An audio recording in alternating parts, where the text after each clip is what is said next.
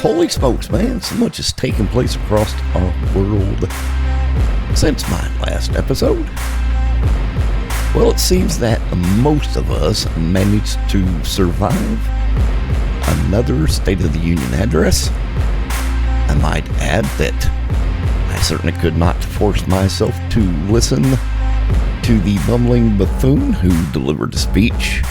However, from the various snippets I've watched or listened to, just gives me more validation of being grateful I didn't force myself to endure that. But let me ask you, what kind of leader of a country spends nearly 1.5 hours doing nothing more than yelling at their audience and coming across as a fool? I know, no need to expound upon that. But seriously, nearly everything that came out of his mouth in the various clips that I did see was nothing more than bold-faced lies. Now, the one part that I did listen to that was a particular concern to me was how he handled the Laken Riley situation and actually apologizing to the illegal that is accused of murdering her for naming them incorrectly as well as mispronouncing the victim's name. What a true shit show that was. What a disgrace that the president can't remember the name of a young lady that was brutally murdered at the hands of an illegal alien. And for the love of everything that's good, people stop addressing these folks as undocumented migrants. When you come across our border with no intention of filing or pursuing an asylum claim, you are an illegal alien. Stop trying to candy coat this nonsense.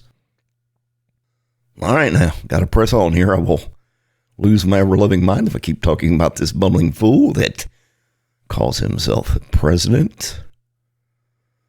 Well, it appears that Miss Leticia James is unable to withstand the truth. Did any of you capture that nugget of a clip where Leticia James was at an awards ceremony presenting awards to some of the finest New York Fire Department's firefighters?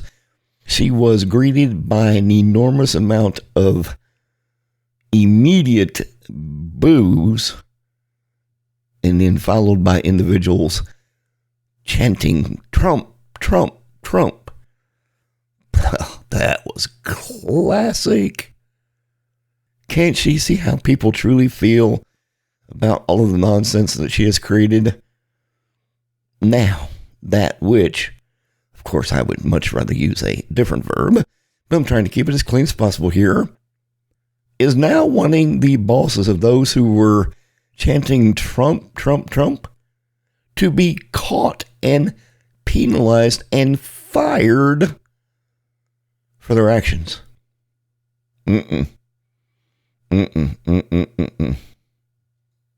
What in the hell happened to people's First Amendment rights? I mean, after all, they're just calling out the truth for who she truly is.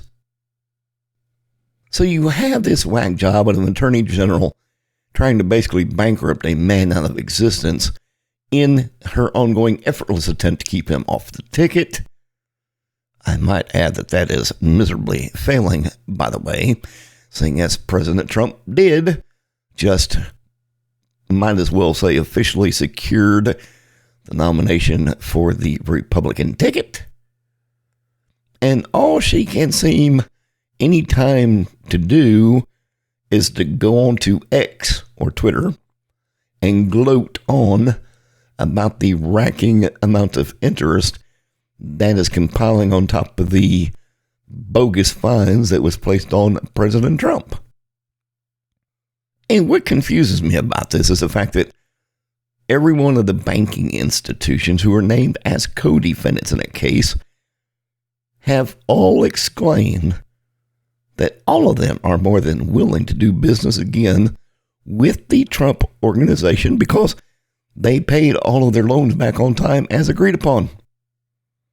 Furthermore, some of the top commercial real estate agents and lawyers have further explained that what she claims that President Trump supposedly done was wrong is done all the time by other commercial real estate developers, and the banks know it. That's why they provide their own teams to either agree with the evaluation of the property or not prior to even approving the loans. So explain to me exactly what in the hell is the problem here? I kind of think we all know the answer to that one, but let's continue on here. Well, needless to say, that's turned into a complete shite show. And in addition, James has even now went as far to file a lawsuit against one of the largest beef packing companies in the country, saying that they lied to the people about the effects of cow farts and how they affect climate change. What?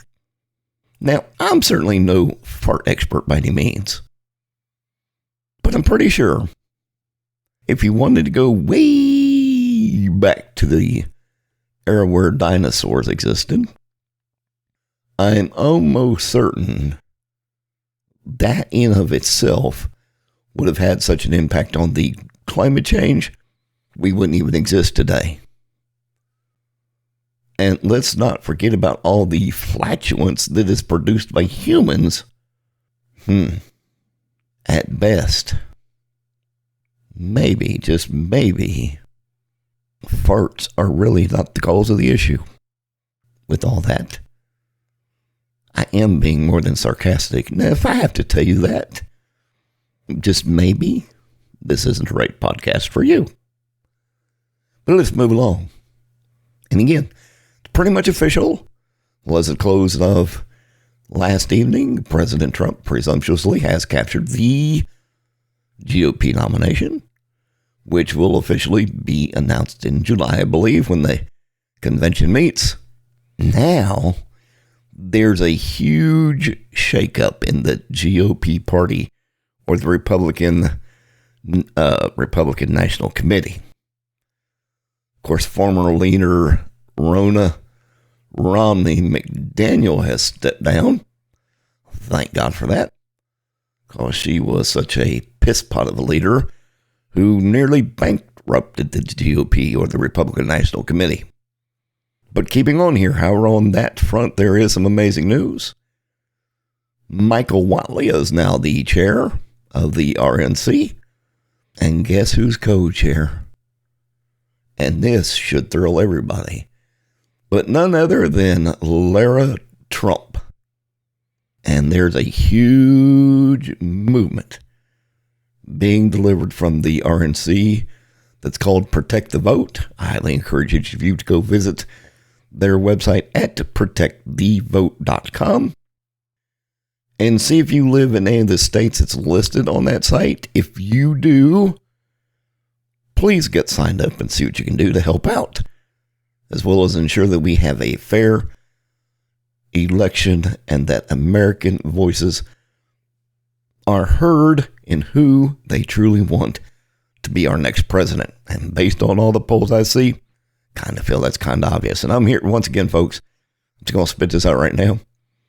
I'm a firm believer that the election coming up in November is one of the biggest ones that this country has ever faced, as I have a deep-rooted belief that this election will determine if this country continues to be the free country we've set out to be, or if this country falls to pieces and is taken over by socialism. Because there's a lot of things right now that, a lot of similarities there.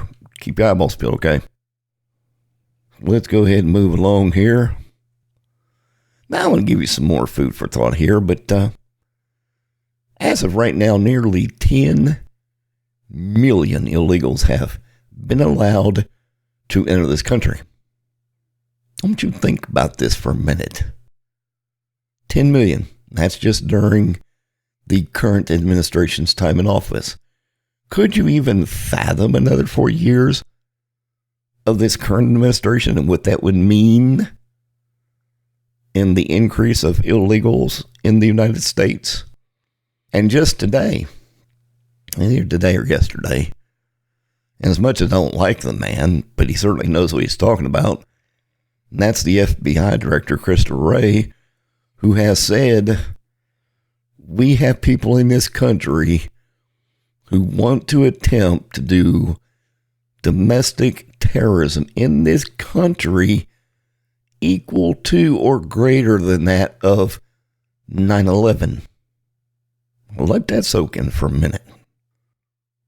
And on top of that, we are nearly unable to take care of our own lawful American citizens right now.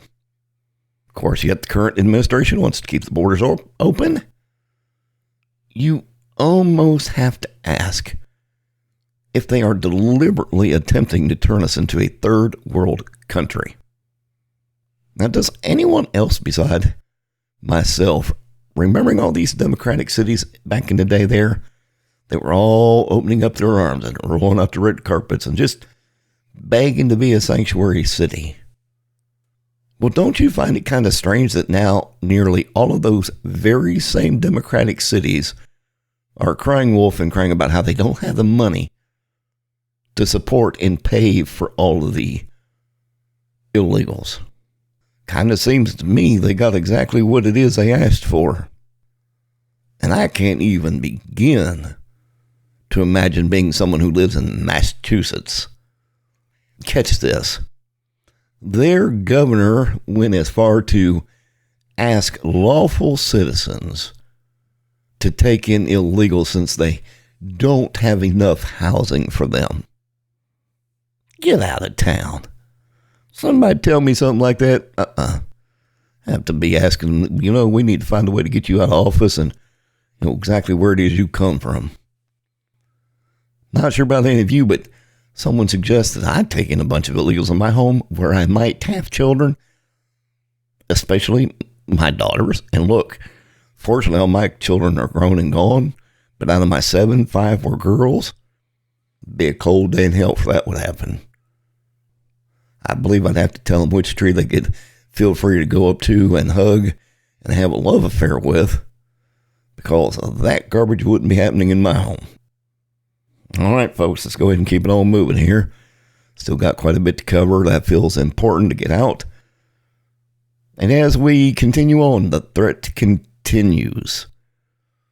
Of course, now we're back to Putin issuing new threats to use his nuclear arsenal after a barrage of new attacks that were conducted by Ukraine into Russia. And I think what should capture everyone's attention is that now nearly all of the mainstream media outlets are covering his threats. As were before, it was all hush-hush. They would try to brush it off. And with the credible intel coming in from a variety of sources indicating that Putin has been moving them into strategic firing locations, lends a great deal of credibility to the fact that he is indeed ready to put them into the war theater. So heads up, folks, things are fixing to get a bit rocky. What else is new here? Old diseases are coming back. Needless to say, with all the illegals coming across the border, there's been an influx of measles cases coming back into the U.S. And can I ask, what did you expect when you were allowing all these illegals to cross our border from countries that have never had any kind of immunization program in place? I mean, were you really expecting 100% healthy people infiltrating our borders to be the perfect human specimen? We'll see. Now, here's a hot topic, and it's kind of got a lot of people up in the air. Is TikTok going to be officially banned in the US? Now, I personally don't use that because I don't find any use for it. Now, I tried it out when it first came out just to see what it was all about. But it didn't take me long to delete it, as most of the videos I came across were absolutely retarded at the very best. And no discredit to those who have legit videos. It's not saying all of them. I'm just saying the vast majority of them that I've seen it come up on my feed.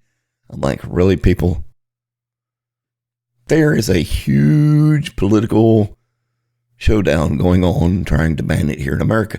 It's already passed one part of the House as far as in the bill to turn it down. I don't think the Democratic side is going to be so quick to jump on the bandwagon, and that might be where it very well stops. But the concern is that TikTok is owned by a Chinese-based company called ByteDance, and they feel they have enough evidence to suggest that it could be used for nefarious activities as far as gaining access to people's sensitive and critical data. But, and again, I sit on the fence with this one, and I'll tell you why. I'm a huge iPhone user.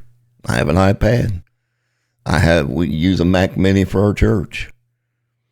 So if there's such a concern about Chinese-owned apps, if you will, then why wouldn't there be as much concern for the probably, let's say 100 million or so iPhones and probably equally as many iPads here in the U.S., which, if anybody knows, the vast majority of those were made in China as well. Now, I don't want to raise any fears because it's not my point, because I don't think it happens, okay? But nonetheless, that's something to look at and think about. And not only that, but let's talk about, by banning it, does that actually or potentially infringe upon people's First Amendment? Now, whether you necessarily like or dislike the content that appears on the app, should the government step in to ban it? There's probably a whole show that could be done on that topic just by itself. And the whole claim that the government is using to ban it is supposedly due to the connection, again, of the developers to companies that are wholly in China. Of course, we already talked about the iPhones. But then you have people that are raising concern about certain videos on TikTok causing harm to children, because some of them are these like dare videos or challenges, whatever. And sadly, there have been children who have committed suicide or harmed themselves severely because of those. And this might be the point where I'm going to piss some people off, but it's okay. Yes, there's a lot of content across the web, but it's not just TikTok. You can find it on Instagram. You can find it on YouTube. You can find it on Facebook, Twitter or X, wherever. You can find things that are of that nefarious nature just about across the board. But let me bring this up. And I know plenty of you have probably witnessed this for yourself, but it's your responsibility as a parent to know what apps your children have and how it is they're using them on their devices. And that even going further. I've worked for several large companies that work directly with people and doing technical troubleshooting over the phone with various mobile devices. All the platforms, whether it's Android, whether it's iOS, or whoever your carrier is, offers ways for parents to set up complete control over the activity that happens on the device. Come on now, and I know all of you have seen this. How many times you go to a doctor's office or buying your groceries in a store and seeing kids as young as 3 and 4 with, mobile devices in their hands. And of course, nowadays, if a kid doesn't have a cell phone by the time they're in 6th grade, while everybody's life just becomes hell and upside down. And a lot of people have no problems going out buying these devices and handing them there to the children and pretty much turning them loose without ever giving thought about setting up the parental controls first. Shouldn't be up to the government to have to regulate this. And I've always been a firm believer that what you do as a grown adult once you're over the age of 18, that's between you, the fence post, and whoever it is you believe in.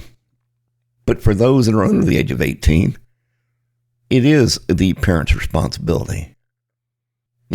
We're supposed to be parents. We're not here to be their besties. We're here to put rules into place and to set examples to help guide them so they don't fall into these pit traps. And I'm just going to say this right now. If you as a parent aren't willing to step in and take responsibility for what your children have access to or view online, then maybe you're the problem. Stop expecting the government to step in and try to ban everything just because you're too damn lazy to do your part. Oh, and before any of you go off on the argument about how you would be, and I think I just vaguely spoke about this, unpopular with your children if you banned her from certain content. Can someone tell me, when did parenting become this popularity contest? Just curious. Seeing if anybody knows out there. Because again, people have absolutely no problem giving their little tweenies phones that cost over $1,000 just so they can be the cool parent. But then find it too inconvenient to take the time to set up the device and put parental controls on it to ensure that their children are protected. Now granted, and look, we all know this. You obviously can't control what they see when they're with their other little teeny bopper friends. But you can certainly at least be a step ahead of what's actually on their devices. But again, it is up to you to be proactive. Well, okay, folks, got to wrap this one up so I can actually squeeze this into the time frame that my current podcast hosting provider provides for. But until the next time we get to sit down and have a bit of a chat, remember, make sure and keep your head on a swivel and continually aware of your situational awareness. Till next time, keep making a statement. Thanks for stopping by to have a listen.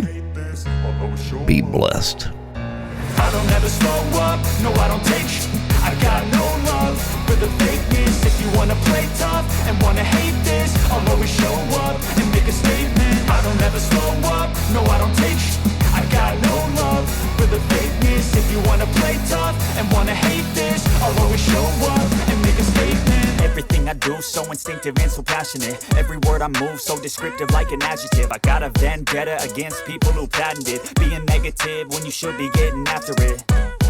I got facts over tracks, this and that, spitting slow, spitting fast. I could roast, I could gas, think I'm okay at last, but I don't know if that can erase all the past and the pettiness. A reflection of the emptiness, hilarious. You think you're with my time, you're delirious, mysterious, because you hide behind a fake exterior, inferior. You know I'll always be a bit superior. Get off of me, this ain't no humble brag. I want you to hear words, you can say them back. I want you to feel free from the chains that last, and to believe in what you got, it was built to last, yeah. Now that I've been put through, I never got anyone's help. I had to do it all myself.